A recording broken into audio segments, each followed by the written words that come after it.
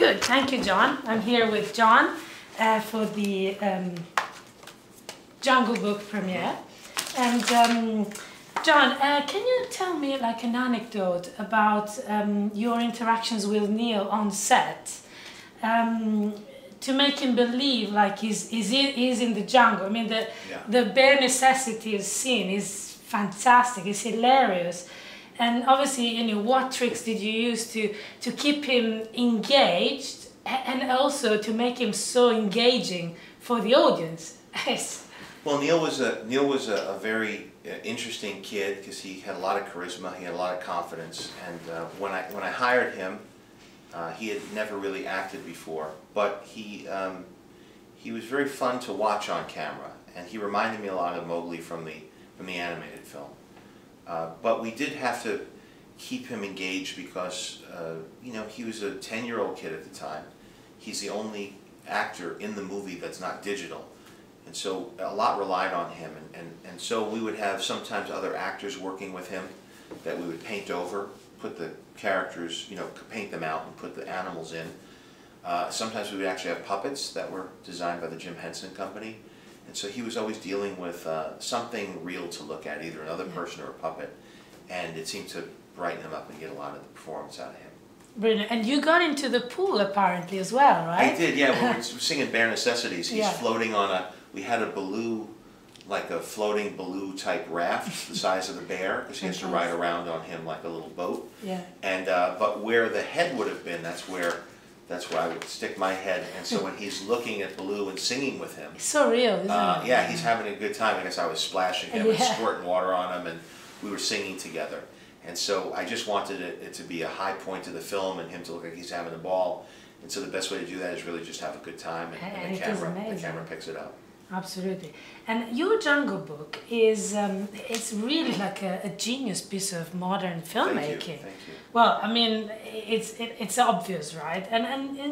But it was risky of you to remake such a kind of an iconic and beloved animation, right? Yes, what was the kind of your motivation, you know, daring? I think that the things that people loved about the movie were things that we could preserve, and but the older version of the film from 1967 left a lot of room for us to expand upon it, and without changing what it was. The older one was a G-rated musical that was made primarily for kids, and we felt that we would have to change that aspect of it. But beyond that, it was really about just exploring these characters further, showing them in a more photorealistic way. And if we included the right songs and the right moments and the right characters, and cast them in a way that was consistent with what people feel about the old characters, I thought that we'd be in pretty good shape, especially if we did some really good special effects.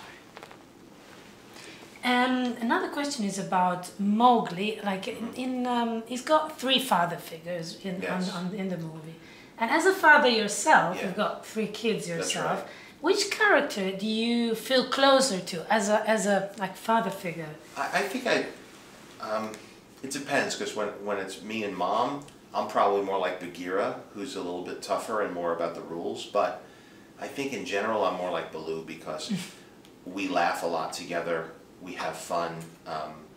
I don't really try to change who they are as people. I don't try to...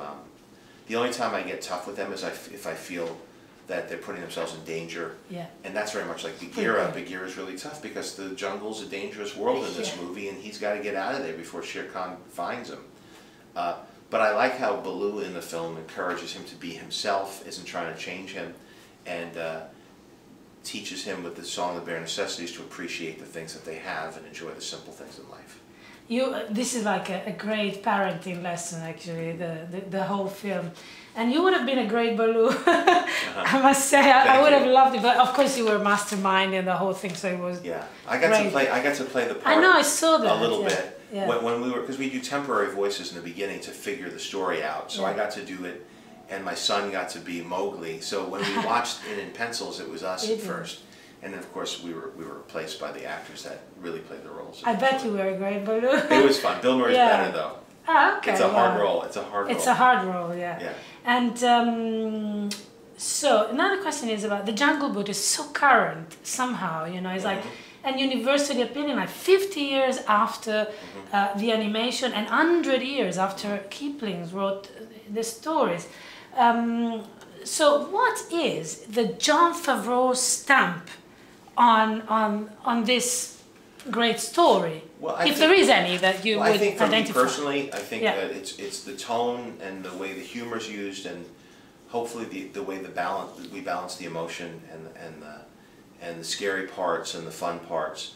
But I think that another stamp is not just of me, but it's of this time, because now 50 years later, you know, the themes have changed and our relationship with nature has changed, and I like the fact that Mowgli feels responsible to nature, whereas in the older versions of Jungle Book, Mowgli was trying to conquer nature, and here I think the theme for our generation is nature is something that's delicate, and as humans, just avoiding it isn't the right thing, or trying to change it isn't the right thing, but trying to preserve it, protect it, is something that I think is a theme for our generation, our kids' generation. It's going to be important decisions that are coming up for them.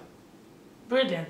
And I couldn't conclude this interview without asking you a little friends and swingers question. Okay. I mean, there is room. I mean, I belong to your generation, and I grew up, well, in my 20s I was watching Friends and Swingers, and I'm a great fan of your work. Okay, thank you. And would you like to be involved in a remake of Friends as a director, maybe? You know, rather than your Pete's character. Friends, I did only about 6 episodes. I know. Yes, people but they were recognize brilliant. me from it. Thank you. I know. And especially here in the UK, people recognize me a lot from it.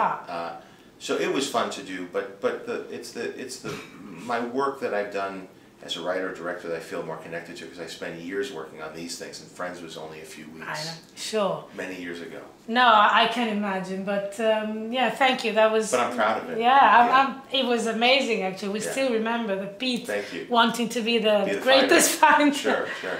Okay, thank you. Cheers. It was a pleasure to meet you, Nice Jon. talking to you.